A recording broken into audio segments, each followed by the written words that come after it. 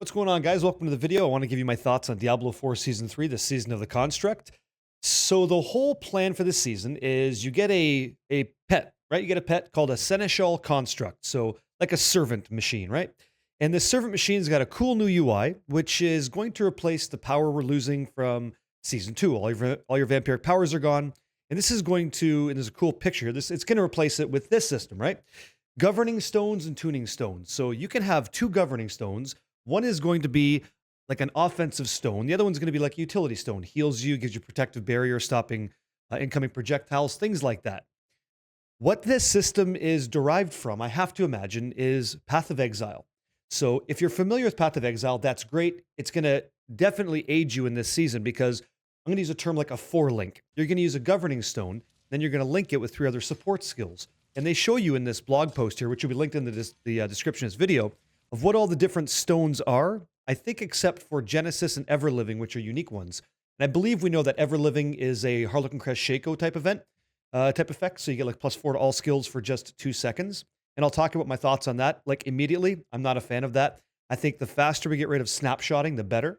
I think in snapshotting is like, my character does tremendous power for 2 seconds, then I'm back to what I used to be, instead of giving me the option of like +2 to all skills all the time, because I chose that decision.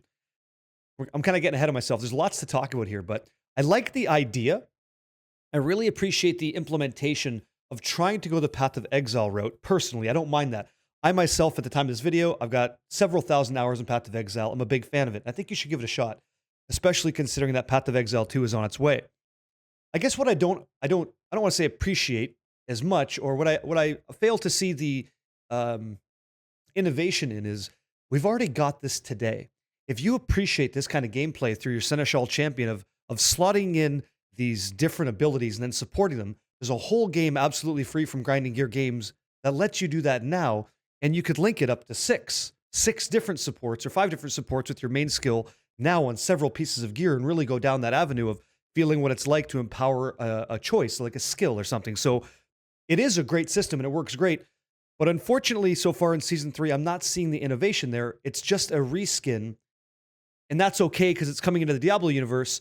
And I don't want to judge it too heavily, but I'm not seeing the innovation. And that's a bit of a mid take for me. I'm not a huge fan of that, to be honest. I wish it was more. I wish it was more. And let me give you like an example of what I think would be cool. If I could like target my Seneschal champion, my robot, like with a fireball. And if I hit that thing with the fireball, it ignites it. And then, it moves faster, it attacks. So it's almost like I have this play with my pet kind of perspective. So I'm creatively executing my combat mechanics differently through the Seneschal champion instead of just beefing it up. And that's kind of been like my stance on this. It just feels like an augmented player power, which we already have. We've had that for 3 seasons now. And so we're going to continue going through it. Again, the blog post will show you more, but I really want to speak to what this new thing is. So we get a companion pet that I guess supports our damage 1-to-1, which is pretty exciting. You kind of just double up. Damage hasn't felt like it's been a problem for me in Diablo 4. I don't know how you feel about it, but all of the classes that I play, they felt fine. There wasn't a single situation in Diablo 4 yet where I felt like, man, I just cannot get through this. Like outside of the Abattoir of Zero, which in my opinion was a massive flop, I don't enjoy that content at all. I think that player power is appreciated through itemization and not through one glyph or the determination of the monsters or the shrines that are produced randomly. I think that that's not for me. That's Diablo 3, and that's great if you like that. It's just not my thing. I appreciate the itemization, which is why I think that itemization could affect the Seneschal champion, construct even better than it does right now. So love it. Kind of sad, kind of let down by that. Hoping for more. At the time of this video, there's going to be a campfire chat just later on today. And I'm going to review that. And hopefully in this campfire chat, they tell us more meat. Like I want to hopefully hear what these new uniques are. There's 6 of them. And there's 7 new legendary aspects. I hope that's interesting too, because I want to come back to the game and play it. If I really like I've been playing a lot of Path of Exile lately in the channel here on YouTube. You guys would have seen that, but I'm putting in a bunch of guides for people to bring them into Path of Exile and show you why it's not really all that difficult to learn if you kind of have an understanding of Diablo 4's Paragon system and things like that. There's kind of a lot of similarities there.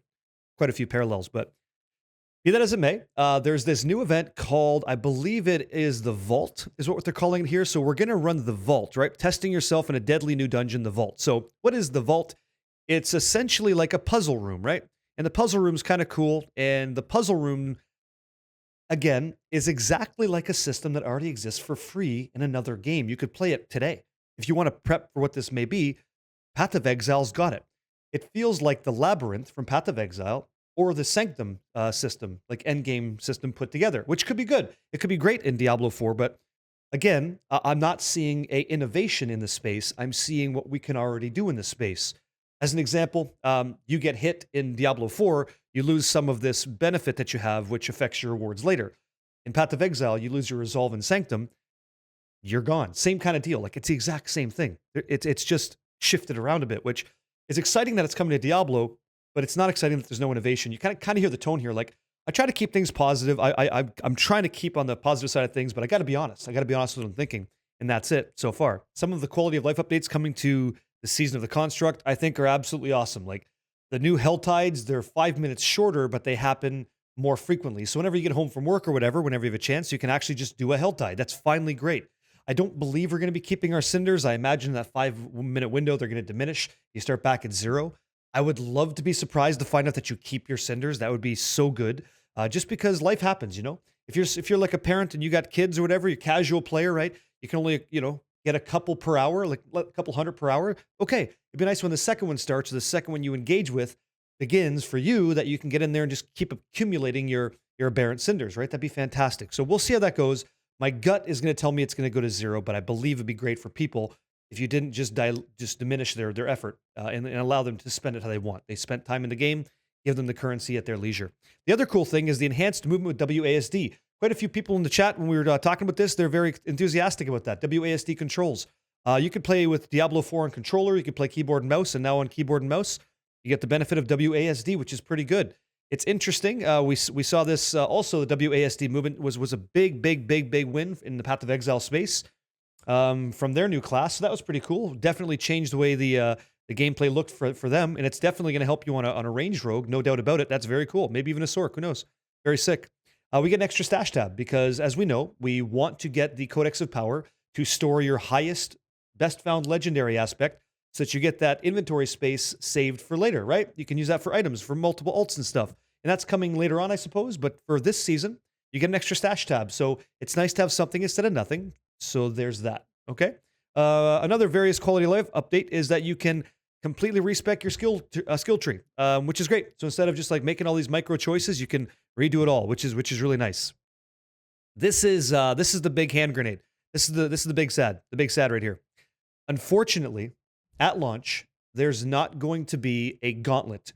They're calling it the Gauntlet. It's a leaderboard competition, right? So if we come over here, coming soon, leaderboards arrive with the Gauntlet. Now, this was something on the Blizzard stage that they spoke on many times, and so I don't personally think there's a better time for players to enjoy a Gauntlet, a fresh ladder start, and really go for it in a fair way than day one. For several reasons, it's never really fair. Period, because we all have different life strategies, different life goals. We're all working and shit, right? Not everybody has a chance to like play 40 hours a week. That's just not real life for people, right? So another thing that sort of aids that position is like information isn't entirely known. Metas happen, right? So like builds, ebbs and flows, things like that. So as time goes on, we all learn a little bit more about what's more effective for a situation, and our builds get fine-tuned beyond that necessary scope. So you just overperform and you feel like you're one tapping everything, because you probably are.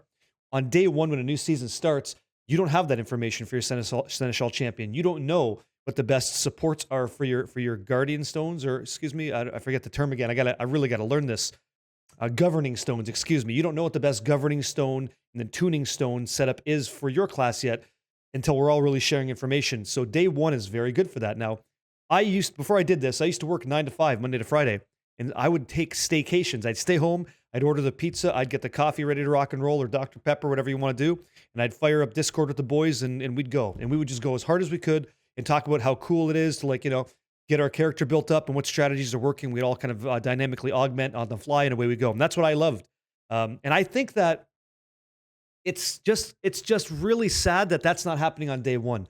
It feels like it's not ready. And so if I've learned any lessons so far, I would personally wait.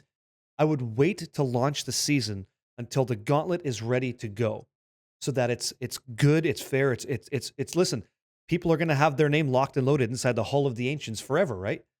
isn't forever a lot better than just maybe like isn't it worth delaying that thing for a couple of weeks, whatever several weeks out means?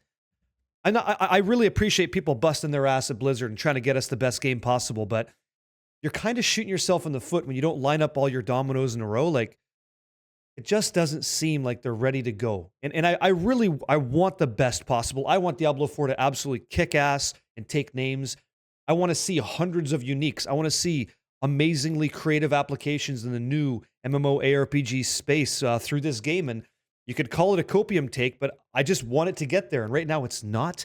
And the more that we offset the rollout of certain things, it just feels like it's just unfortunate, and it doesn't have to be that way. It's not. It's too late now, but we'll see. We'll see where it goes. Right. So again, as of the time of making this video, I'm going to go live in about an hour on Twitch, and we're going to watch the campfire chat together. You're more than welcome to hang out if you want to.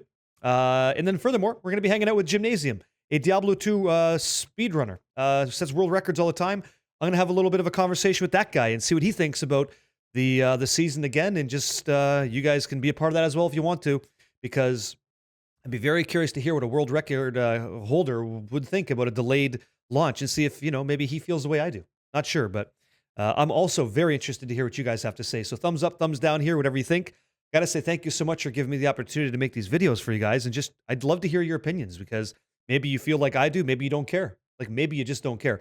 If you don't care about the leaderboards, then your whole season comes into gathering more player power, doing a bunch of Duriel runs, which, by the way, if you don't do them early, when the actual ladder Gauntlet goes live, you're going to be so far behind because people are going to have these uber uniques and you won't. And it's very almost impossible to compete, very difficult, if not impossible, to compete with people with those items doing damage that they're going to deal with Plestis skills that you don't have, It's just the way it's going to be. And so if you don't like that Gauntlet, though, you're going to level up your Seneschal champion. You're going to enjoy the player power that it yields to you. And that's your season. And that's your season. You're back to doing the exact same thing you could do today in Diablo 4. You could be grinding Duriel. You could be doing Nightmare Dungeons, Hell Tides, whatever you want to do. That's all there for you still. So that's cool. If you like that, fantastic. There's another new way, new flavor, new soup de jour, right, coming out for you guys. So that's cool. But I wish the tone of this video is a lot more positive, and it's just not. And I got to keep it honest. I got to be myself. And so I will wrap it up here. I'll catch you guys later on. Thank you for checking out the video. Much love, and I'll see you on the next one.